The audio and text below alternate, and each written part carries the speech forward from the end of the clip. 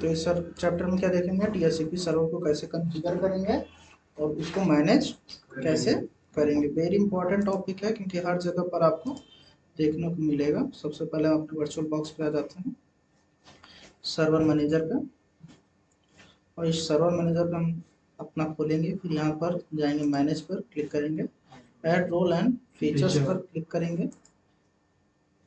Add role and features पर click करने के बाद यहाँ पे role based features based installation हमें मिलेगा, इस पर क्लिक करेंगे। देन क्लिक ऑन नेक्स्ट पर क्लिक करेंगे। नेक्स्ट पर क्लिक करने के बाद हमारे पास प्रीवियस में आता है, ये सर्वर पूल वगैरह का नाम आ जाएगा यहाँ पर। तो अभी हमारे पास क्या है, सेलेक्ट सर्वर पूल, सर्वर की लिस्ट में से केवल एक सर्वर चूज करेंगे। तो यहाँ पर हमारा एक ही सर्वर है, यही सर्वर है जिसकी IP है 192.168.1.113। यहाँ पर दिख जाएगा ऑपरेटिंग सिस्टम, यहाँ दिख रहा है Microsoft Windows server 2022 data centre का ऑपरेटिंग सिस्टम हमें देखने को मिल रहा है। ये जो नेम है, ये सर्वर का नेम है, आपको आप इसको चेंज भी कर सकते हो, ये आपको बताया गया है how to change server name. Click on next करेंगे, यहाँ से हमारे पास पूरी रोल आ जाएंगे। इस रोल पे हमें यहाँ पर DHCP सर्वर का रोल मिलेगा। DHCP सर्वर के रोल पे क्या करेंगे, सेलेक्ट करेंगे, रोल एडमिनिस्ट्रेटर टूल और DHCP सर्वर टूल का ऑप्शन मिलेगा, और ऐड फीचर के साथ हम इसको क्या करेंगे, ऐड कर लेंगे। सेलेक्ट हो जाएगा। The validation process found problem on the server in which you want to install feature, click continue to install and selected features anyway, और क्लिक पे कह रहा है, मतलब आपके सर्वर में ये क्या कर रहा है, प्रॉब्लम कर रहा है। क्यों कर रहा है, no static IP address were found on this computer. अभी एक विशेषता जान लीजिए, अगर स्टैटिक IP नहीं रहेगा तो ये जो IP गेट कर रहा है, ये किससे गेट कर रहा है, ये खुद IP गेट कर रहा है DHCP से, राइट। तो एक ऐसा सिस्टम जो खुद DHCP से IP ले रहा है, वो खुद DHCP सर्वर कैसे बन सकता है, एक प्रॉब्लम है खुद में, है कि नहीं। तो सबसे पहले हमें एक IP को इस पे सेट करना होगा।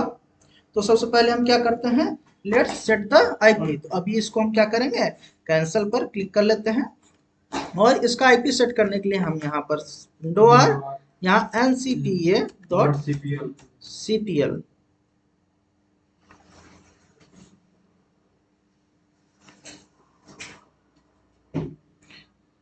प्लस एक समस्या और है आपके पास। देखो यहाँ पर रियलटेक का इथरनेट एडाप्टर है, ठीक है, जिसका नेम क्या है, इथरनेट 0।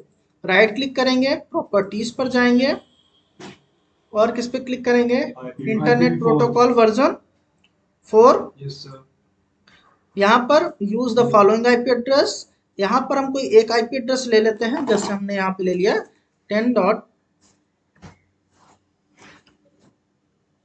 नमलॉक ऑन नहीं है, तो यहाँ पर क्लिक करते हैं और नमलॉक ऑन करते हैं। 10.10.1.7 ले लिया, ठीक है। कौन सी क्लास की IP एड्रेस है, तो क्लास ए का IP एड्रेस है। कौन सा रेंज है, पब्लिक या प्राइवेट, तो ये प्राइवेट रेंज है, ठीक है। सबनेट मास्क हमारा क्या हो जाएगा इसका, 255.0.0.0 हो जाएगा। और यहाँ पर अगर हमें गेटवे निकालना है, तो गेटवे भी अगर मुझे देना है, तो इस केसेस में मैं क्या करूंगा, अपना एक गेटवे दे देता हूं, जो कि अपने यहाँ का गेटवे इंटरनेट चलाने के लिए हम लोग यूज करते हैं 192.168.1.1। तो यहाँ पर हम गेटवे 192 का भी दे सकते हैं, बट मैं यहाँ पर 1 का गेटवे दे रहा हूँ, 10.10.1.1। आपके केस में कौन सा गेटवे है, ये आप आइडेंटिफाइड कर लीजिएगा। प्रेफर्ड DNS सर्वर और अल्टरनेट DNS सर्वर के बारे में पूछ रहा है।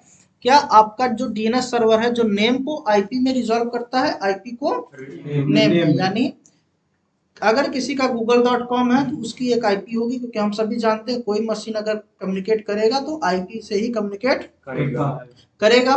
तो IP को नाम में बदलना, नाम को IP में बदलने का काम DNS सर्वर का होता है। अगर कई बार आप google.com करते हैं नाम से, तो उसका IP नहीं आ पाता है, उसकी IP नहीं आ पाती। अगर उसकी IP के साथ में फाउंड नहीं कर रहा है, तो क्या करेगा, नाम रिप्लाई नहीं करेगा। अगर नाम के साथ में आ रहा है तो IP रिप्लाई करना चाहिए। तो कई बार नाम से नहीं खुलता है तो हमें उसकी आईपी से खोलना पड़ता है कोई भी वेबसाइट, ठीक है। तो वहां पे मैपिंग का प्रॉब्लम आता है। तो यहाँ पे देखो हम इसी सर्वर पर एक्टिव डायरेक्टरी भी इंस्टॉलेशन करेंगे, इसीलिए हम अल्टरनेट डीएनएस सर्वर और डीएनएस सर्वर को सेम रखेंगे जो कि हमारा आईपी एड्रेस होगा। तो मैं अपने केस में यही रख रहा हूँ 10.10.7, क्योंकि मुझे इसी डीएचसीपी सर्वर जिस पे हम कॉन्फ़िगर कर रहे हैं उसी पे मुझे एक्टिव डायरेक्टरी इंस्टॉलेशन करना है, यानी डोमेन कंट्रोलर डालना है और उस डोमेन कंट्रोल पे वर्क करना है। तो इस केस में मैंने 7 लिया है। आप अपने केस में जो आपका डीएनएस सर्वर होगा उसको पुट करिएगा। और यहाँ पर मैं अल्टरनेट डीएनएस सर्वर में 10.10.1.8 का यूज करूंगा, यानी दो आईपी हमने लिया 7 और 8। बहुत स्लो चल रहा है। 7 और 8 हमने ले लिया है। यहाँ पर click on okay, click on okay. अब आइडेंटिफाइंग कर रहेगा अपना, ये इसका अपना इशू। अब फिर से हम क्या करेंगे, अगर मुझे आईपी चेक करना है तो क्या करेंगे, विंडो आर CMD और इंटर कर देंगे।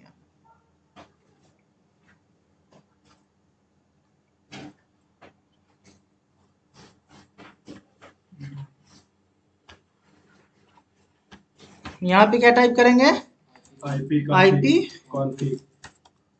कॉन्फिग।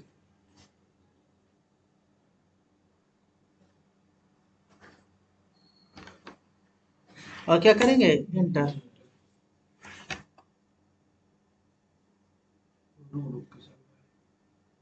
स्टक हो रहा है।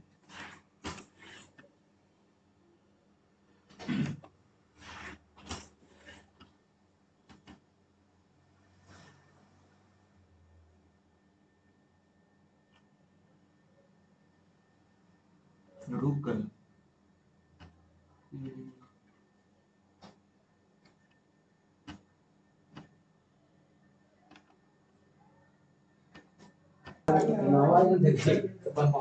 कितना लगा,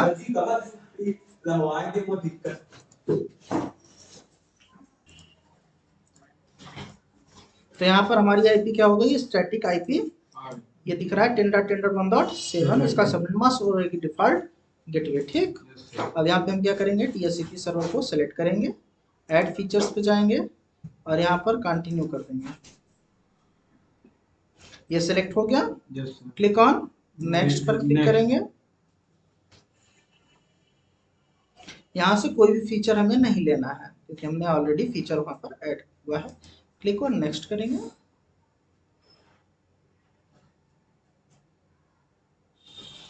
क्या कह रहा है, you should configure at least one static IP address on this computer before you install DHCP server. You should plan your subnets scope and exclusion, store the plan in safe place off for later references.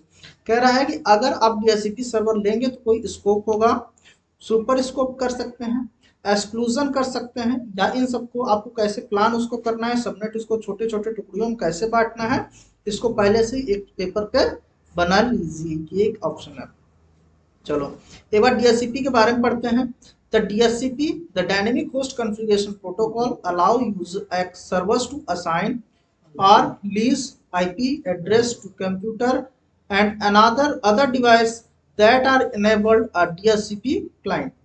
DHCP server क्या करता है, एक protocol है जो allow करता है other computers को और सभी नेटवर्किंग डिवाइसेस को जो DHCP के जरिए आईपी एड्रेस गेट करना चाहते हैं। ये देखो ध्यान से यहीं पे कह रहा है, इसने एक पॉइंट लिखा है और लीज, लीज मतलब उधारी पर देना। तो DHCP सर्वर फुल टाइम या कुछ समय के लिए किसी को आईपी देता है। तो बाय डिफॉल्ट जो लीज टाइम होता है वो 8 डेज का होता है। कितने दिन का, 8 डेज। आप इसको कम या ज्यादा कर सकते हैं। फिर आगे पढ़ेंगे, deploying DHCP server on a network provide computer and other TCP/IP based network devices with valid IP address and the additional configuration parameter these devices need called DHCP option। DHCP option का क्या प्रयोग होगा, जो भी network TCP/IP based networking devices हैं उनको एक valid IP address के साथ सबको क्या करेगा, कंबाइन करके रखेगा। यानी अगर हमारे पास लार्ज नंबर, और ये कहाँ कॉन्फ़िगर किया जाता है, जहां पर ज्यादा कंप्यूटर हो। यानी अगर हम कह सकते हैं 50 कंप्यूटर है तो आप 50 को हो सकता है आप एक कॉपी पेन से रिकॉर्ड करके रख सकते हैं कि इस कंप्यूटर का ये आईपी एड्रेस है मैनुअल। अगर नहीं है तो उससे ज्यादा है तो एक रिकॉर्ड बनाना एक टफ टास्क हो जाता है और उसमें गलती होने की संभावना आ जाती है। आईपी डुप्लीकेसी, अगर आईपी सेम आईपी अगर दो सिस्टम को पड़ा हुआ है तो आईपी डुप्लीकेट करेगा और इससे ना उस सिस्टम का इंटरनेट चलेगा ना।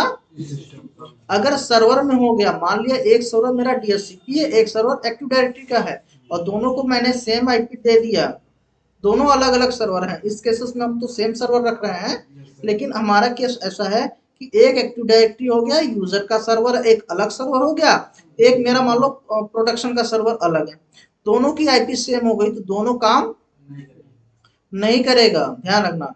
तो जब भी आईपी एड्रेस सेम होगा तो सिस्टम बाउंडेशन होगी, यानी आईपी फ्लैक्चुएट होगा, ठीक है।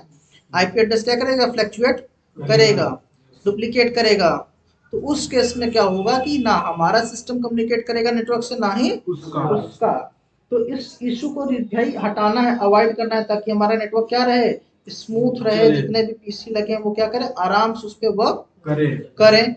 और इसी को ये चीज क्या करता है, अवॉइड करता है। डीएचसीपी सर्वर का काम है, एक सिस्टम को अगर आईपी उसने दे दिया तो बाय डिफॉल्ट 8 डेज के लिए दे दिया, और ये एक इंटरवल में अपनी लिस्ट को रिफ्रेश करता रहता है। हर इंटरवल पे क्या करेगा, अपने आईपी के एड्रेस की जो लिस्ट होगी उसके बाद उसको रिफ्रेश मारेगा और ये आईपी एड्रेस भी देगा और उस सिस्टम का मैक एड्रेस और उसका कंप्यूटर नेम भी ये अपने पास रखेगा, ठीक है। क्लिक ऑन नेक्स्ट, ये कंफर्मेशन हमसे मांग लिया था, हमने कंफर्मेशन दे दिया। यहाँ पे रिस्टार्ट का हम टिक लगा देते हैं। Yes sir. और यहाँ पर क्या कर देंगे, उसके बाद क्लिक ऑन इंस्टॉल बटन पर क्लिक कर देंगे, यहाँ हमारा सर्वर इंस्टॉलेशन शुरू हो जाएगा। फिर अगर रिस्टार्ट का ऑप्शन आएगा तो हम लोग रिस्टार्ट कर देंगे, अदरवाइज इस पे वर्क करेंगे। तो ये प्रोसेस क्या है, एक्टिव डीएचसीपी सर्वर का इंस्टॉलेशन कैसे करते हैं, ये हमने आज यहाँ पर सीख लिया है। अब इसको कॉन्फ़िगरेशन कैसे करना है वो फिर हम देखते हैं।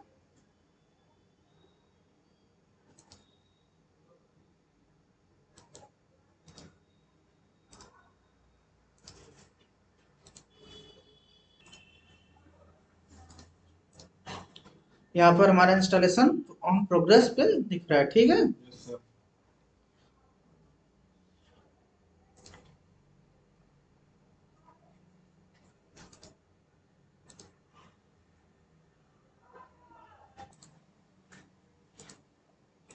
अब यहाँ पर देखिए, यहाँ पर हमारा सर्वर क्या हो गया, install. Click on close, close button पे क्लिक कर दिया, यहाँ डीएचसीपी का भी सर्वर आ गया हमारे पास। अब इसको हम लोग क्या करेंगे, मैनेज करेंगे। तो आज हम देखते हैं how to configure DHCP server. तो यहाँ पर देखो एक आएगा पोस्ट डिले कॉन्फ़िगरेशन आ रहा है, कंप्लीट डीएचसीपी सर्वर पे हम लोग क्लिक करेंगे। यहाँ पे इसका डिस्क्रिप्शन आ जाएगा और यहाँ पे क्या करा, डीएचसीपी एडमिनिस्ट्रेटर, डीएचसीपी यूजर, दो चीजें आपको दिख रही हैं। फेस में दिख रहा है क्या, नहीं दिख रहा सही साफ साफ, तो सही है सुन।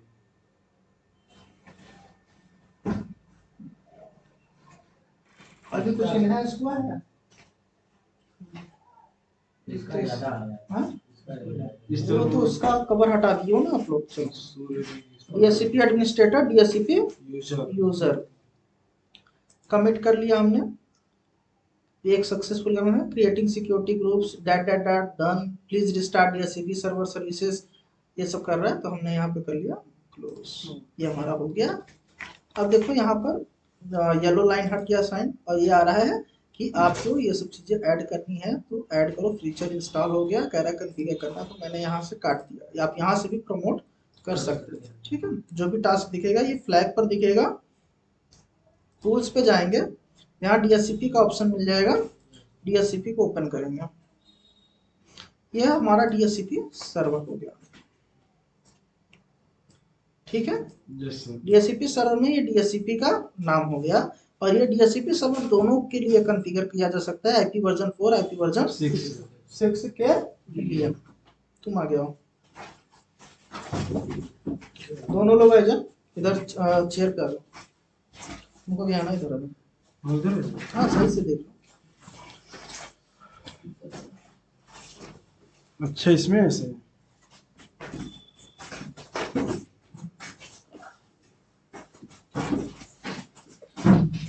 ठीक है, आईपी वर्जन 4 आईपी वर्जन 6 का है। अभी मुझे आईपी वर्जन 4 बनाना है, आईपी वर्जन 4 पर आएंगे। सर्वर ऑप्शन पे देखेंगे तो सर्वर ऑप्शन कह रहा है कि कॉन्फ़िगरेशन करने के लिए ये सब चीजें दिखा रहा है कैसे कैसे आपको करना है।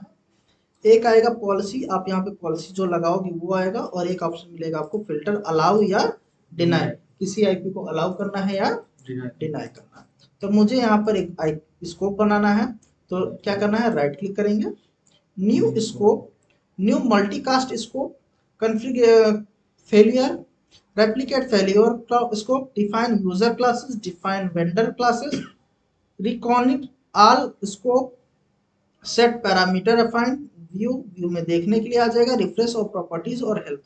यहाँ देखो डिस्प्ले स्टैटिक्स की अगर बात करें तो यहाँ पर डिस्प्ले स्टैटिस्टिक्स दिखाएगा। अप टाइम 8 मिनट से ये डीएससीपी सर्वर आपका अप है, कब से कब शुरू हुआ ये दिखा रहा है, ऑफर्स कर कितने को किया है, कोई ऑफर्स इसने नहीं किया है, रिक्वेस्ट कितने ने किया है, अभी तो इसके पास कोई रिक्वेस्ट इन यूज कितना परसेंट, 0% यूज में है, अवेलेबल भी 0% यूज में है, यानी कुछ भी अभी यूज नहीं हुआ है। ठीक है, तो स्कोप मुझे बनाना है। सबसे पहले एक स्कोप बनाएंगे, तो न्यू स्कोप और मल्टीकास्ट स्कोप में डिफरेंस क्या है, न्यू स्कोप नया स्कोप बनाएंगे, मल्टीकास्ट यानी अलग अलग स्कोपों को लेके बना सकते हैं। तो अभी हम न्यू स्कोप पे कर रहे हैं, तो यहाँ पर क्या करेंगे, नेक्स्ट करेंगे।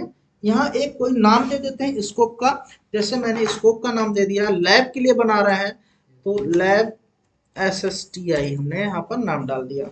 डिस्क्रिप्शन में क्या देना है, अगर उसके बारे में कुछ और लिखना है तो आप यहाँ डिस्क्रिप्शन के बारे में लिख सकते हैं, अदरवाइज आप क्या करोगे, यहाँ पे कह रहा है कि कितना कौन सी आईपी से शुरू करना है, कौन सी आईपी पे खत्म करना है। तो हमने कहा यहाँ पर आप 10.10.1.7 और 8 तो हमने सर्वर के लिए रिजर्व कर रखा है, तो हम यहाँ से देना चाहते हैं भैया 15 से ही यूज करना, उससे पहले हम लोग अलग अलग सर्वर में यूज करेंगे।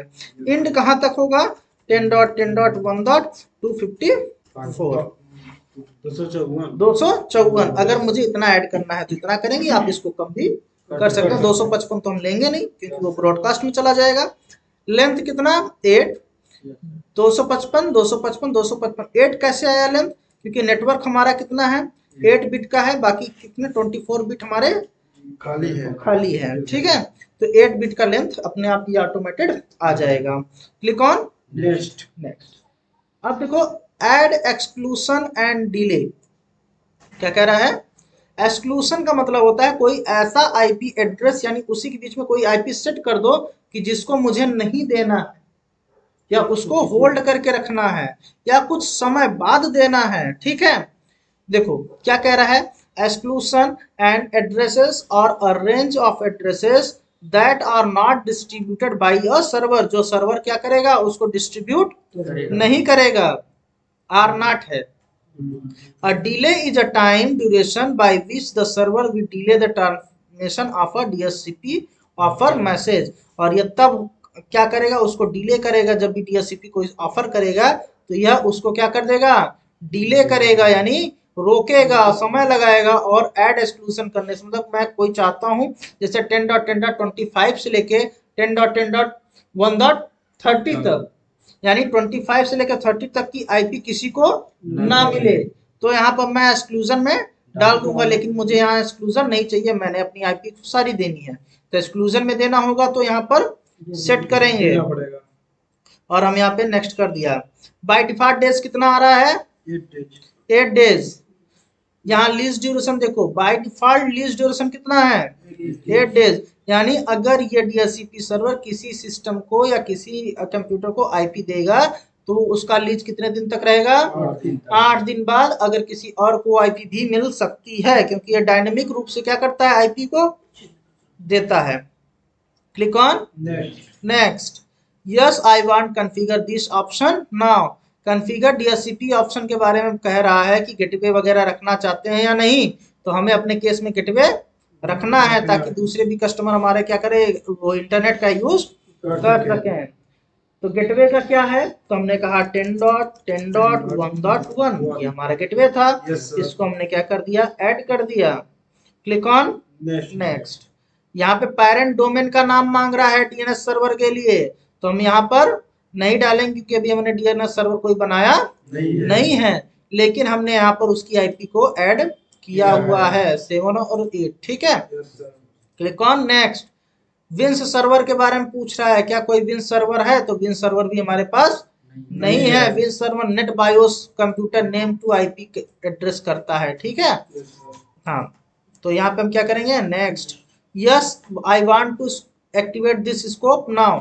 अगर इस स्कोप को हमने एक्टिवेट कर दिया तो ये अभी से क्या करेगा, आईपी देना शुरू कर देगा। Next finish. यहाँ पर हमारा स्कोप बन गया। हम इस स्कोप को खोलेंगे तो यहाँ एड्रेस पूल देखेंगे, तो एड्रेस पूल हमें ये दिख रहा है 10.10.1.15 से लेके 254 तक का एड्रेस जाएगा। एड्रेस लीज, अभी कोई भी क्लाइंट यहाँ पर एड्रेस उसको नहीं मिला है। रिजर्वेशन, अगर हम किसी आईपी को रिजर्व करना चाहते हैं स्पेसिफिक कंप्यूटर स्पेसिफिक डिवाइस के लिए, कि मान लिया मेरे बॉस का एक सिस्टम है जिसको डीएससीपी ने आईपी दिया है 10.10.1.87, ठीक है, और हम चाहते हैं कि डीएससीपी उसको आईपी ना बदले, यानी परमानेंट उसकी आईपी डीएससीपी क्या कर देगा 10.10.1.87, तो उस आईपी को हमें क्या करना होगा, रिजर्व करना होगा। उस केस में हमें उस डिवाइस का मैक एड्रेस यहाँ पर चाहिए होगा, तो यहाँ पर राइट क्लिक करेंगे, न्यू रिजर्वेशन करेंगे, रिजर्वेशन का नाम डालेंगे, आईपी एड्रेस डालेंगे, मैक एड्रेस डालेंगे और क्या कर देंगे, ऐड पर क्लिक कर देंगे। तो उस सिस्टम का आईपी एड्रेस नहीं बदलेगा, चाहे आप आईपी एड्रेस स्लैश रिन्यू कितनी भी बार चला लो। स्कोप ऑप्शन, यहाँ पर दो स्कोप, एक देखो गेटवे है हमारा और एक डीएनएस सर्वर है, ये दोनों के यहाँ पर स्कोप ऐड है। पॉलिसी, यहाँ पर कोई पॉलिसी डिफाइन नहीं की गई है, नई पॉलिसी जब भी बनाना होगा हम लोग बनाएंगे नई पॉलिसी में, आप पॉलिसी का नाम देके आगे बढ़ेंगे। तो अभी हम लोगों ने सिर्फ क्या बनाना सीखा, स्कोप बनाना और लिस्ट देना सीख लिया है। रिजर्वेशन भी बता दिया गया है, रिजर्वेशन का प्रैक्टिकल हम लोग अभी करके देखेंगे। इतना डन हो गया हमारा, चलो ठीक है। यही सर्वर का डीएचसीपी सर्वर को कॉन्फ़िगरेशन होता है। अब हम अपने केसेस में क्या करेंगे, एक अपने सर्वर को ओपन करते हैं, यानी एक क्लाइंट मशीन को भी हम क्या करते हैं, अपना रिस्टार्ट करते हैं, power on this virtual machine, और देखते हैं क्या ये डीएचसीपी सर्वर हमारा इस क्लाइंट को आईपी दे रहा है या नहीं दे रहा है।